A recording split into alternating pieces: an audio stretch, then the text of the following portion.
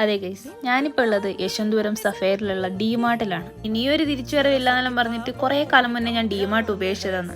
കാരണം എന്താന്ന് വെച്ചാൽ 2 സാധനം വാങ്ങിക്കാൻ എനിക്ക് പോകുന്നുണ്ടാവുക, പക്ഷെ ബില്ലടിക്കുമ്പോഴത്തേക്ക് അത് 2000-ന്റെ മേലെയാവും. നിങ്ങൾക്കും ഉണ്ടാവുമായിരിക്കും ഇങ്ങനത്തെ അനുഭവങ്ങളെല്ലാം അല്ലേ?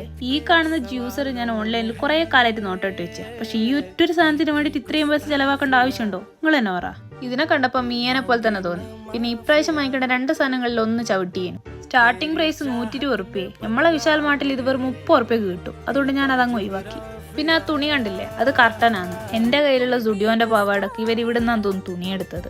ആ ഫോട്ടോ ഞാൻ ഇവിടെ വീഡിയോയിൽ എവിടെയെങ്കിലും കൊടുക്കാം. ഇനി നിങ്ങളെ കയ്യിലുണ്ടെങ്കിൽ നിങ്ങളൊന്ന് കമന്റ് ചെയ്തു. എന്തായാലും സഫേറിലെത്തിയ സ്ഥിതിക്ക് നമുക്ക് അൺലിമിറ്റഡിലും കൂടെ കയറി വെക്കാം. ഈ പാൻറ്റിന്റെ ഷേപ്പ് നോക്കിയാട്ടെ, വെറൈറ്റി ആയിട്ടില്ലേ? എന്തേലും എടുക്കണം എന്ന് വിചാരിച്ചിട്ട് കയറി കൊണ്ടാന്ന് തോന്നുന്നു. ഒരു സാധനം എനിക്ക് ഇഷ്ടമായിട്ടില്ല. അതിന്റെ വിഷമം നമുക്ക് KFC അങ്ങ് തീർക്കാം. ഞാൻ വാങ്ങിച്ച സാധനങ്ങൾ ഇനി അടുത്ത വീഡിയോയിൽ കാണിക്കാം. എന്നാ ബൈ.